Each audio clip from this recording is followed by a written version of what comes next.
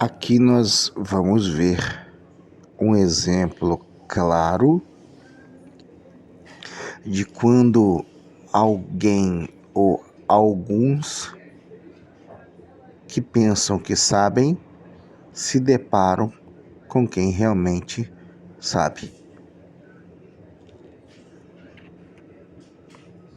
Queria que o senhor me confirmasse o seguinte: o jornal o Globo, no dia 12 de maio, publicou uma expressão atribuída ao senhor. Eu gostaria de perguntar ao senhor se ela procede ou não.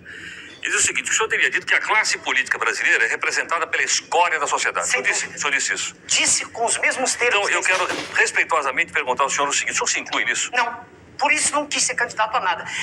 Quando eu disse escória, eu quero dizer o seguinte: é difícil, claro que há exceções em todos os níveis, em todos os meios.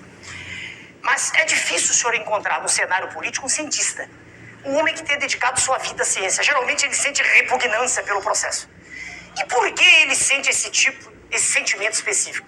Porque se criou toda uma imagem, que é a imagem das ruas, não é a imagem da imprensa, é a imagem nas ruas, de uma aversão pelo político. O político geralmente é vaiado. O político geralmente é alguém para quem se olha assim, cheio de vida fácil. E quando a gente acompanha todo o processo, a gente vê que, na maioria das vezes, na esmagadora maioria das vezes, o sujeito se aproxima para tirar vantagem. Ele se aproxima porque ele fracassou na vida profissional.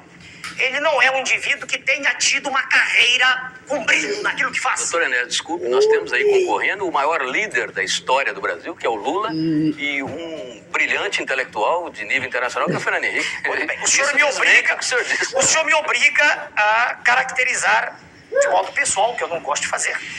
Mas, quando o senhor diz líder, perdoe-me.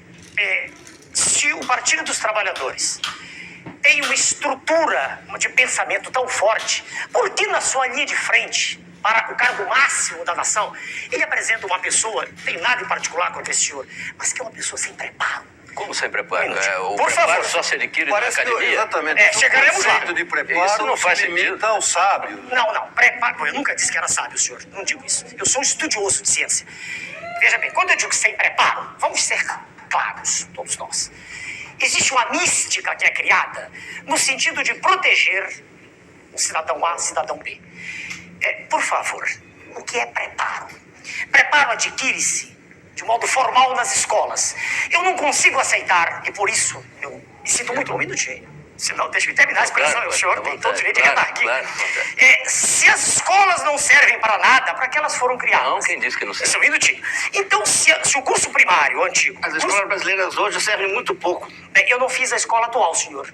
Eu fiz há 50 anos atrás. Sim, mas o senhor concorda que hoje elas servem muito pouco, né? Elas servem pouco, mas é melhor a escola do que a não escola. Permita-me só terminar o pensamento aqui.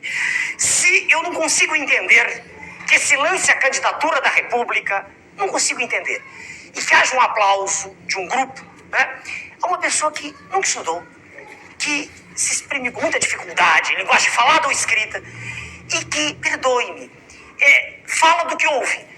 Eu não conheço nesse senhor, né, candidato do PT, nada que nesse período todo de 79 me tenha impressionado no que concerne alguma análise profunda de questões sérias.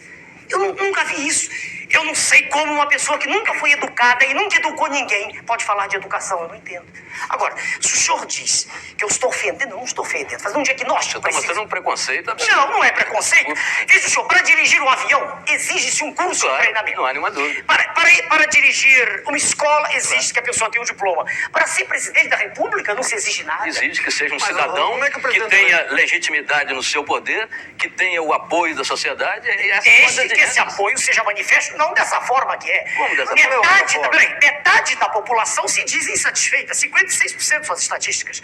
Agora, o senhor expõe em todos os programas, nas primeiras páginas de jornais, todos os dias, desde 1979, as mesmas pessoas. Os senhores, e tem as suas razões para isso, os senhores têm todo direito de ter seus candidatos. Não, é natural. Por favor. É natural. Em 89, não é essa a questão. Sim, senhor. Não, senhor, como meus candidatos, nossos candidatos. Os senhores me chamaram porque a lei assim o exige hoje. Em 1989, eu era a mesma pessoa, tão preparada quanto sou hoje. Os mesmos diplomas que tenho hoje. Nunca houve um órgão de comunicação, nunca não. O senhor Jô Soares me chamou, me deu essa oportunidade. Mas ninguém se interessava, era uma pilhéria. Eu era um motivo de jocosidade, era uma figura para os senhores histriônica. Estou falando em geral. Pode até haver no conjunto de senhores alguém que admita, que aprecie o que eu digo. Agora, então, se há um preconceito não é meu. O que deveria fazer a imprensa quando vê um médico que trabalhou a vida inteira, que ensinou a vida inteira, que formou jovens, que nunca chegou atrasado ao seu curso, que deu exemplo de cidadania formando pessoas, que se dedicou sempre ao trabalho e não fazendo greves, estudando e trabalhando? Por que a imprensa não foi perguntar para mim o que eu pensava em 89?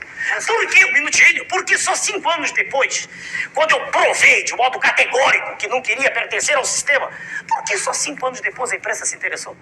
Teve uma razão. Eu dizia as mesmas Qual é a coisas. vantagem que tem o cidadão que educou, formou, etc. Então, Ele um sabe. operário comum, não estou me referindo ao aluno, um operário comum que educou seus filhos, Não, que ele ensinou educou os seus escola, filhos, educou. que trabalhou a vida inteira e que fez greve também, que é constitucional, Um minutinho. perfeitamente constitucional. O seu minutinho. viés autoritário transforma a greve num pecado mortal. Está na Constituição. A greve é um direito inalienável do trabalhador. Eu nunca disse o contrário, está no manifesto do meu partido. Isto é uma coisa. Outra coisa é viver disso. É fazer disso profissão de fé. Outra coisa é não ter feito nada além disso na vida, como aliás o jornal do senhor escreve sobre mim, não sei quem, não me lembro, que eu não gravo o nome dos senhores, que diz que a biografia do senhor candidato PT é melhor que a minha. Mostre-me o currículo do candidato PT. Mostre-me o que ele fez ao longo da vida. Por favor, o senhor é obrigado a dizer. Agora eu te pergunto, será que doutor Enéas estava errado? Ou será que o Brasil preferiu ouvir a mentira confortável? Bom, para mim esse foi um belo exemplo, né, daquilo que eu falo, que é quando alguém ou alguns que pensam que sabe batem de frente com alguém que realmente sabe, e o resultado quase sempre é esse aí: humilhação. Porque até mesmo o português que ele falava, olha, eu quero deixar uma coisa bem clara aqui: eu não sou político e nem jamais serei, mas a gente tem que ter equilíbrio e discernimento e saber reconhecer as coisas dos setores da sociedade que nós vivemos. E esse cara era um cara à frente do seu tempo, com certeza. O português que ele falava já nivelava todo mundo abaixo dele. Não importava com quem ele conversava. Infelizmente, não foi a primeira vez na história em que um cidadão incomodou tanto o sistema que o sistema se levantou e eliminou esse cidadão.